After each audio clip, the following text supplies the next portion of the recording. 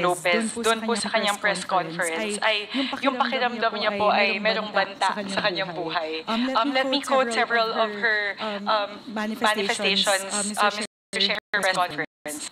Quote, I would not have pushed that bed myself if I did not feel that I was being threatened. My life was being threatened. Another quote, you saw in the hearing that my back hurts, I cannot lift heavy things, pero dahil natakot ako, I feared for my life. I really pushed that by myself. Hindi lang ito harassment, this is really a threat to my life. They gang up on you in the middle of the night, how's that not, isn't that a threat to my life? And the last quote po is, and they bring 10 people to serve you in the middle of the night in my pajamas. This is a threat to my life. It's not harassment. So, I would like to dissect the events of that evening para po malinawan tayo bakit kaya nasabi po yun ni Yusek Lopez. So she asserted several times that many people, quote, barged into her detention room at around midnight to serve the transfer order. Her descriptions differ all throughout her press con. Hindi po siya consistent. Paminsan sinasabi niya siyam, paminsan 10. Meron pong time nung kinorner siya ulit ng media na ilan po ba talaga. Ang sabi niya, hindi ko alam nga kung 9. Basta alam ko, they're more than me. They're more than myself. Ganun po yung sinabi niya. So I have a few questions po sa first is, what is the protocol for serving a transfer order? Ano po ba yung protocol natin? Ano po yung procedures natin? And sino po yung nagsaserve ng transfer order, Mr. Chair? The Chair would like to recognize the Sergeant at Arms, Napoleon Taas. Thank you very much, Mr. Chairman. Ang protocol po natin is actually ang nakuha kong mga question is ano yung oras, meron po bang tinaktang oras para i-implement po yung ano yung mga nakuha ko na nakarating sa akin ng mga text na questioning yung protocol. At ang sinabi ko nga po is wala akong specific na protocol as to the time. Ang practice po natin for the past 2 years that I've been Sergeant at Arms, every time po na merong order ang komite, ay mabilis po nating pinatutupad. Of course, consistent po doon sa kumpleto yung aming logistics. Andiyan po yung tao at ready po yung lugar na paglalagyan. So yun lang po yung protocol na aming pinatutupad. Yun naman pong kung gaano maraming tao, common sense naman po yun. Ang maipit lang po nating sinisiguro ay yung safety and security nung detainee. From the time we serve until the time we effectively transferred her or them to the destination. Thank you, Mr. Chairman. Mr. Chair, if I may ask po, sino po yung bumuo ng grupo na pumasok po doon sa kwarto para po i-serve yung transfer order? Ano po yung composition ng grupo? Maraming salamat po. I hope maintindihan po ng komite, Mr. Chairman, na Please continue. spread too thinly na po ang LSP dahil po sa presensya ng ating pangalawang Pangulo. So, minabuti ko po ako mismo ang nag-set up po ng mga teams na mag-i-implement po ng transfer order. So basically, lahat po nung hindi nakadeploy sa ating mga gates, lahat po yun ay na-deploy. Ako ang nagbuo nung team na lima lang po ang miyembro ng team na yon na magse-serve. Meron po tayong team na in charge ng convoy. Meron po tayong team na in charge ng crowd control kung sakali nga pong magkakaroon ng komosyon. At meron din po tayong team ng magsisecure doon sa padala na lugar na nagko-communicate directly. Na nakuha naman po natin yung sagot na meron ng available na detention facility doon sa Women's Correctional. So ako po ma'am, ang personal na nag-set up at nag-identify kung sino yung magpo-form nung magse-serve nung transfer order. Madam Chairman. Mr. Chair, if I may ask the follow-up question. Congresswoman Mika. Ilang tao po yung pumasok doon po sa kwarto? Ilan po yung pumunta doon sa detention room para po i-serve yung transfer order, Mr. Chair? Chairman, Please continue. if I may, Maganda po at yung committee po ay pinangalagaan din at tinulungan ng ating Sergeant at Arms at siniguro na dokumentado yung amin pong pag-serve. At meron po kami, aside from yung existing natin na CCTV, meron po kami backup na videographer para nga po ipakita talaga kung ano mangyari. At kung makikita nyo po, our CCTV and the videos will bear us out na apat lang po yung taong pumasok at tatlong babae at nasa likod po yung isang abogado na lalaki. So apat lamang po. And if you will, andyan po si ating COMSEC if they want to look at the video. Please present the video, COMSEC.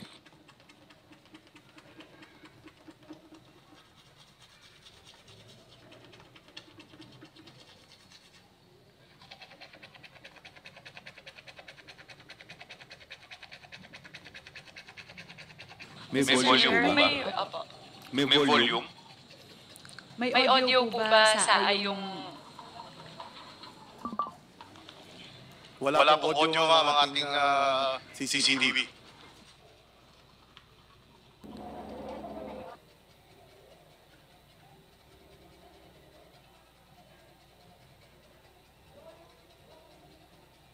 Mr. Chair, isa lang po ba yung footage? Meron pa ba gustong ipakita sa saan? Meron pa ba Ilang video footages po yan? Ito po nakita nyo ngayon, Mr. Chairman, is galing po sa ating CCTV. Meron pa po tayong pumasok sa loob na makikita nga po doon na kausap na nung nag-serve na tatlong babae, si Attorney Lopez. Meron pa po available, Mr. Chairman.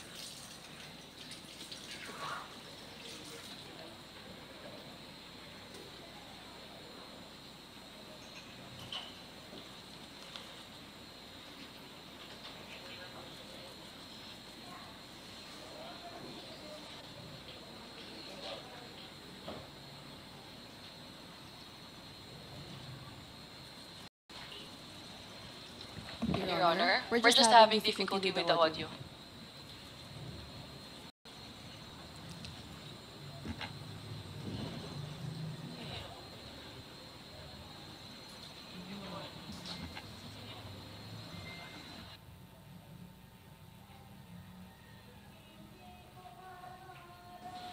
Mr. Chair, if the COMSEC would be able to replay the videos with the audio, that might be critical to the discussion, Mr. Chair. Yes, Your Honor, we're already doing something about the technical difficulty, Your Honor. There's an audio.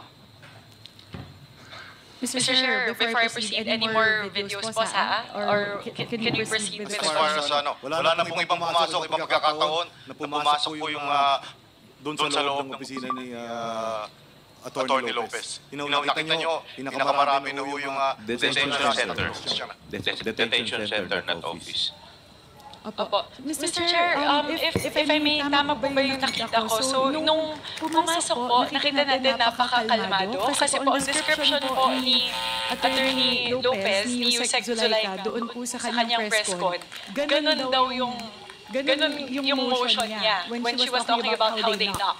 So mukha pong kitang-kita dun sa pinakaunang video, napaka-gentle nga po nung pag-knock nung LSB personnel. So siguro po, yun po yung una. Second po, in terms of using the word barge, that did not seem to me like barging in. Kasi po, nung binuksan po yung pinto, konti-konti pa nga pong sumilip yung pong LSB personnel, Mr. Chair. The third thing that I spotted po is may hila doon sa kwarto. So parang it seemed like a matter of choice when they conducted the press conferences in the dark. So mukhang sila po yung pumili na patayin po yung ilaw doon sa press con. Pang-apat po na gustong i-highlight doon sa video, kung bibilangin ko po, Mr. Chair, and I'd like to request for SAS. Second night, yung transfer order. Mr. Chairman. Mr. Chair. Mr. Chair, siguro po, kung titignan po natin doon sa timeline noong press con at saka nung pagtawag nila ng medical emergency, parang meron po kasing parang 2-hour gap. So siguro, Mr. Chair, tanungin ko lang po, ano po ba ang nangyayari doon po sa labas ng kwarto? May commotion po ba? Wala po ba masyadong tao doon? Sino po yung nasa labas? noong kwarto, doon po, nung mga panahon po yun, Mr. Chair. Mr. Chairman, Please continue, sir. I believe again the video would bears out as per our policy po. Wala naman nung kailangan na nakatayo na security doon sa may pintuan kung pagka ho nakalak. So wala ho akong nakikita magiging dahilan para maging panggagalingan ng takot ng mga nasa loob. Wala po tayong tao na nandun. At pinayagan ho natin sila na puro tao ng OVP ang nakalapit. Noon nga pong nakakarinig tayo ng, although hindi pa natin confirm nung umpisa na nahihirapan daw huminga si Atty. Lopez. So ang mga tao po doon, tao po ng OVP at hindi po yung security natin. So, Mr. Chair, kung sa buong oras po na yun, puro mga tao lang na OVP yung nasa labas, wala naman po sigurong dahilan. Ako po ay mag-agree kay Saa. Wala naman po sigurong dahilan para matakot sila na papasukin sila ng mga sarili nilang tao doon po sa loob ng kwarto. So, Mr. Chair, I was informed by the COMSEC, the video is now ready with the audio. COMSEC?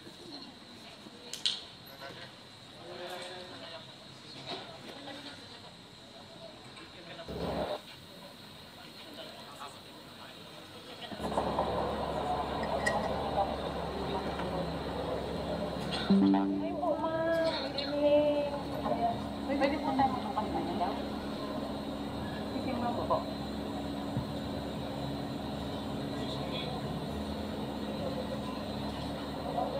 Kailangan pa mo mag-grow or what? Pakailan pa? Pakailan kasi po yung volume.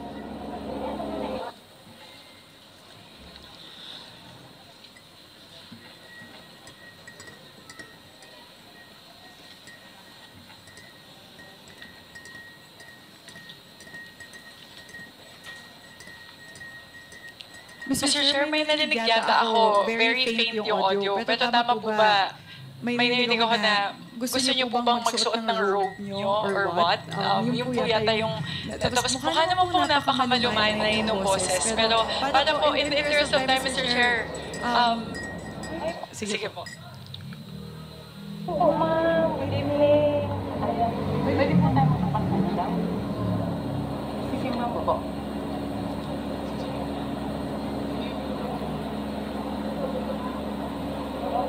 Kailangan pa mo mag-grow or what? Ang good evening mo. Yun, Mr. Chair. So, yun po, mukhang kita naman po to verify the manifestations of our Sergeant at Arms a while ago. Very napakakalmado po ng sitwasyon. Nagtanong pa nga po si ma'am, baka po gusto niyong mag-robe. So, ibig sabihin po, iniisip pa po nung nag-deliver ng order yung sitwasyon ba kung kailangan niya magtakip, kung naka-pajamas nga po talaga siya, Mr. Chair. So, thank you, COMSEC, for bringing that up. Mr. Chair, siguro po, nakita ko po dun sa isang video, parang yung pangalawa po yata, nung pumasok na sila sa loob, nandun po yata yung pag-surrender nung cellphone. Kasi naalala ko po,